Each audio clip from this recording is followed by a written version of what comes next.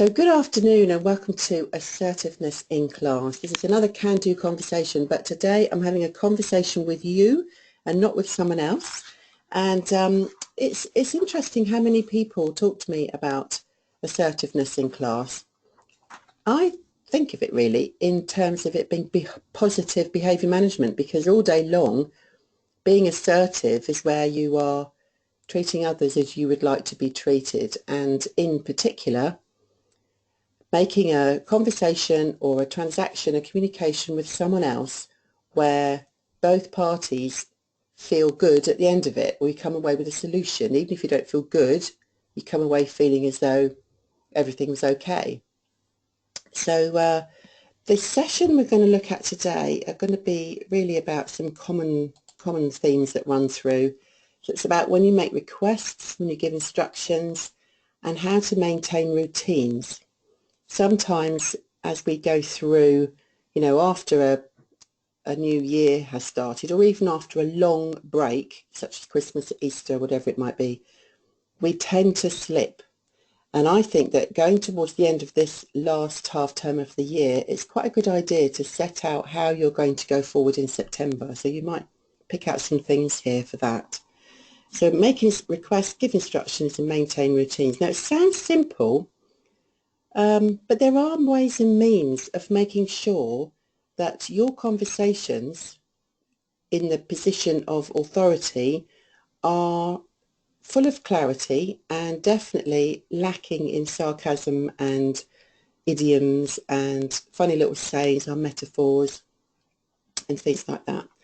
There's a myth that I want to bust with you straight away, is that when you're talking about behaviour, there's only one person's behaviour that you can control, and that, of course, is yours.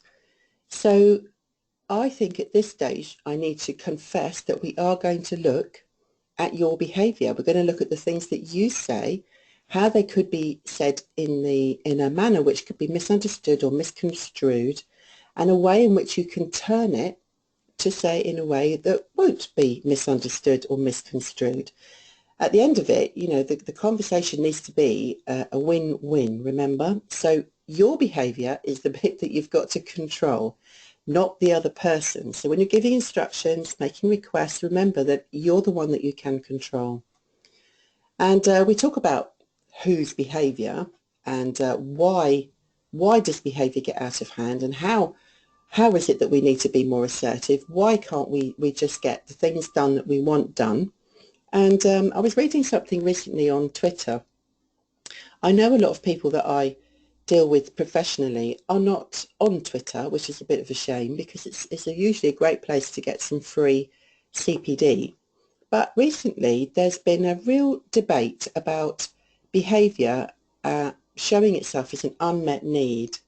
And when you talk about, what's driving the behaviour, sometimes it is an unmet need, sometimes it is tiredness, sometimes it is, an upset at home or anxiety around a situation or a person or a place. But generally, behaviour for all of us can change from one day to another. Excuse me. So what we need to try and do when we're in a position where behaviour can change as a result of what we've done, we need to make sure we're doing an Oscar-winning performance, and that we're the same with all of our students, no matter what the behaviour. So I always say again that you need to fight your battles. Sometimes you'll find there's behaviour that you just don't like. And I get that. I know some people are very offended by swearing and things like that, and other people have got a very high tolerance level for that. But if it's stopping learning, or if it's a situation that you need to take control of, then you do need to tackle it in some way or another. And being assertive about that is what this is about. The reason I think that we have problems across teachers, teams of teachers, departments, schools, colleges, is that there is a variance of tolerance in both senses of the word. So some people have a higher tolerance level for some behaviours than others, as I've just described. Things like swearing, for example, but that's only one. They're just not bothered by it, and others really, really are bothered by it. So all you can do is be absolutely clear that whatever the tolerance levels of your own colleagues that you maintain your approach, your standards, your boundaries, and you stick with it. And I'm going to give you some strategies for doing that. Sometimes students across teams of teachers, they push those boundaries quite a lot because they think, oh, well, I got away with it yesterday, I'll get away with it again today, I'll try today. So that's the cautionary tale. And we do differ. There's this volcano concept. I've noticed actually, I often talk about the iceberg theory of behaviour, and here I am talking about volcanoes, so maybe I should have studied geology or something. Anyway, the volcano concept is that for many people, they have got a very low level, there are lots and lots of things that don't bother them at all. And so you could say that in terms of the volcano, that's right down at the base of it. And then there are things that kind of upset you a bit. I mean, students are the same. So there are things that don't worry about. There are things that make them a little bit more unsettled. Sometimes an occasion or a situation will happen that will create a lot of anxiety. And we've all got those. We're all individuals. So we would all have those situations. And then there are things, of course, right at the top that make you explode. So we have to understand that our levels of tolerance could be completely different to somebody else's. Therefore, we're looking at situations and scenarios through our own lens and not through anyone else's. So you need to take what you like and leave the rest as far as some strategies are concerned. But going to a situation where our routines are important, we're talking about classroom management and consistency across the rules. In order to keep those routines going, reduce the impact of any difficult behaviour, it's about saying, well, when the behaviour arrives, which it surely will at some stage because of the volcano, then we need to be able to manage it without coming across as being very aggressive. In my experience, if you are aggressive, you will receive that in return. It's like holding up a mirror. Try and communicate as equals, no matter what the age of the other person. If you've got lots of rules and routines, talk about them all the time, because that's the opportunity to say how well they're going. Talk about how well this is going, how well that's going, and then if there's a rule that needs to be tightened up a bit, then you can say this is the one we've got to focus on. And when it goes well, say it, notice it. So your job would be to start things like, remember, we've agreed that this is what we do in class. So speak assertively. Remind your students the agreed rules and routines in class.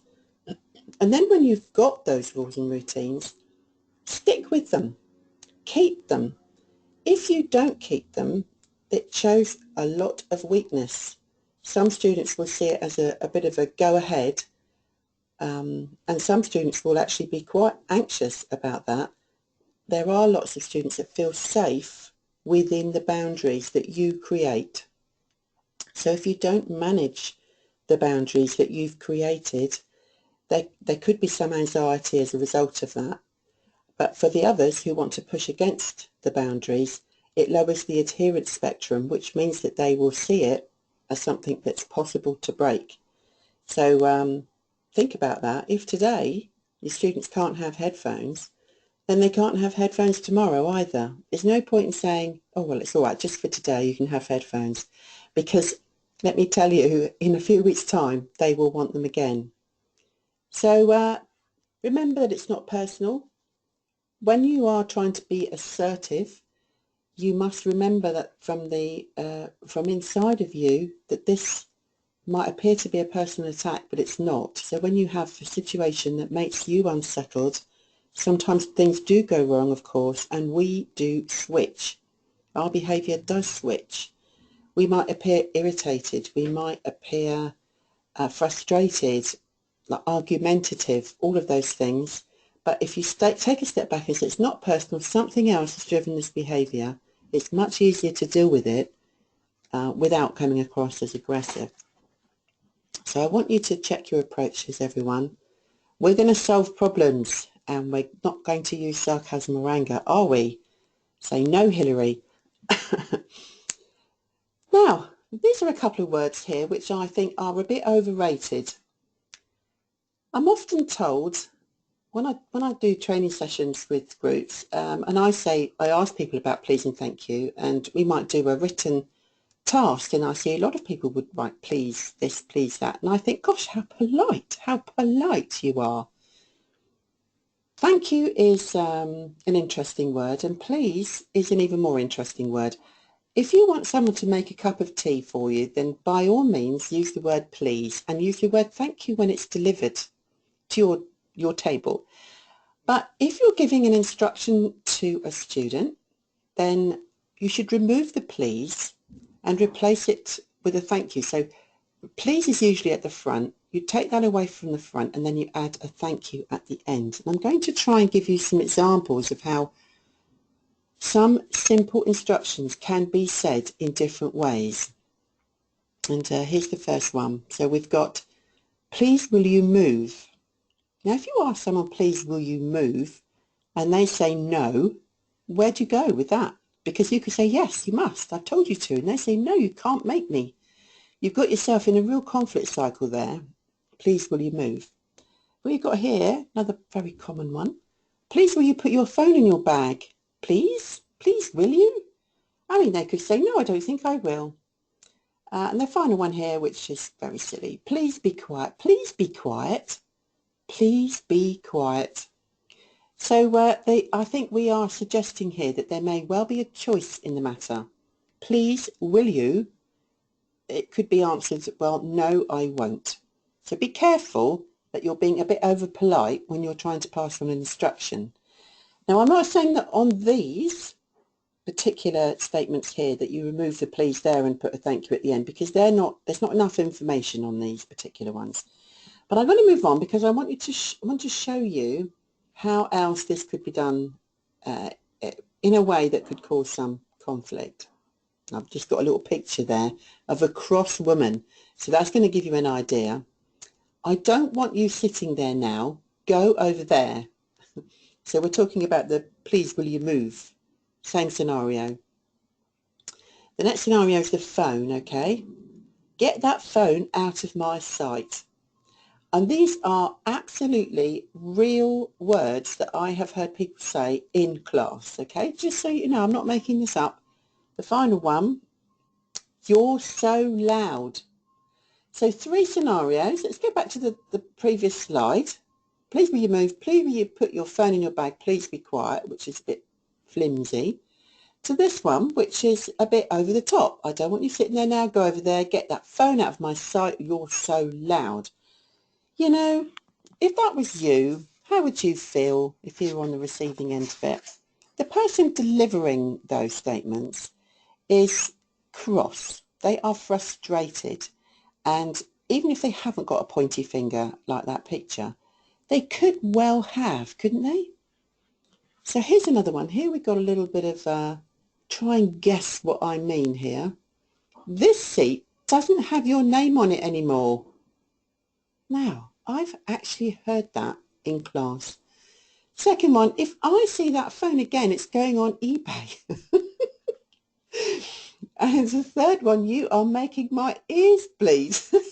I mean, I laugh because it sounds so ridiculous, but this is what happens. And you may well have funny little sayings yourself in an attempt to lighten the whole instruction part of it.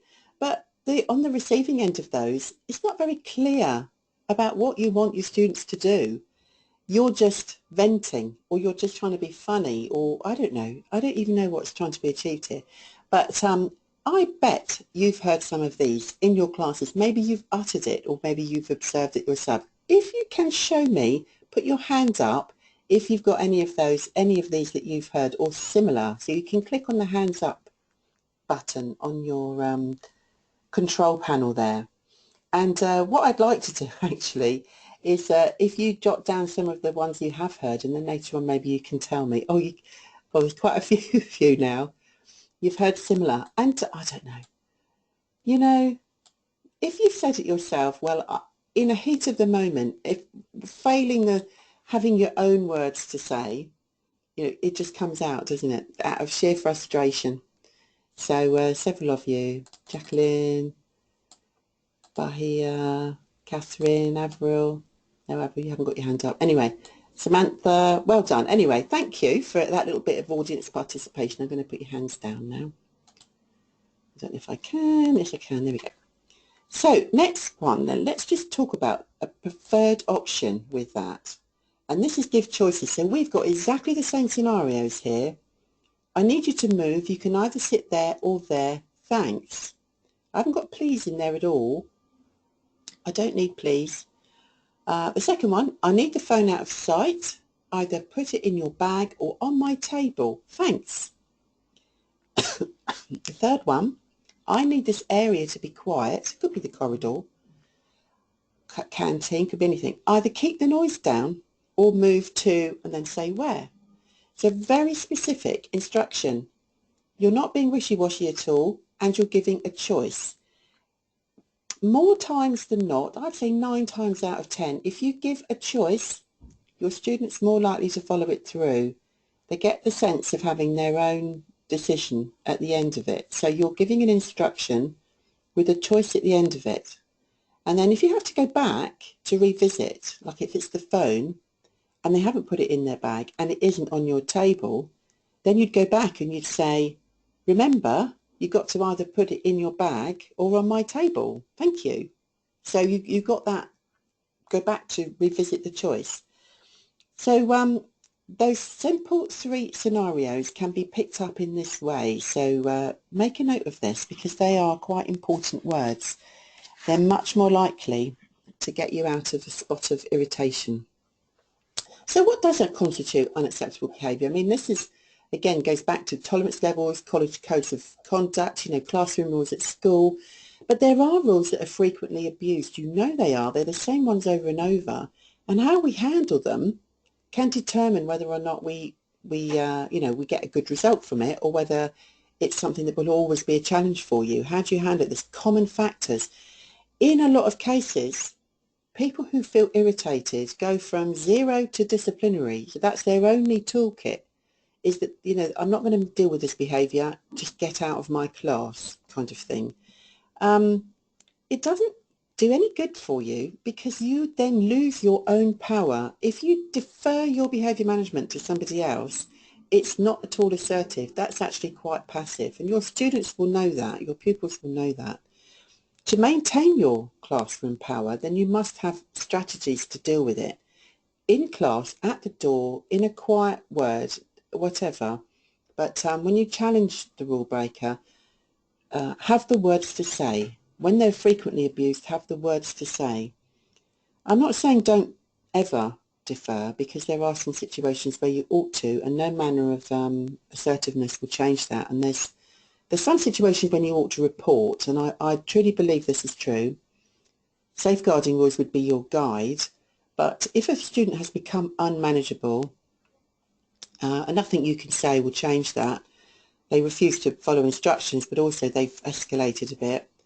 If they're incoherent, if they are threatening or inflammatory towards other people, including you, or they're very isolated in their views, then that is when you report it, okay? But that's a different thing, and you've got to recognise the difference between reporting it and managing it. And in class, some of the jokey put-downs are designed sometimes for a bit of work avoidance techniques. And I think if you manage it on a level adult to adult sort of thing, in other words, don't go into parental mode and how dare you and who do you think you're speaking to and that sort of thing. Deal with it like that, adult to adult, one-to-one, outside the class, wherever it might be, rudeness and insults. Recognise it, it's not personal. Try and manage it in a positive way via your strategies, and then if that doesn't work, you address it through one-to-one discussions. So I'm hoping that you're going to be thinking questions for me now, or some scenarios that we might be able to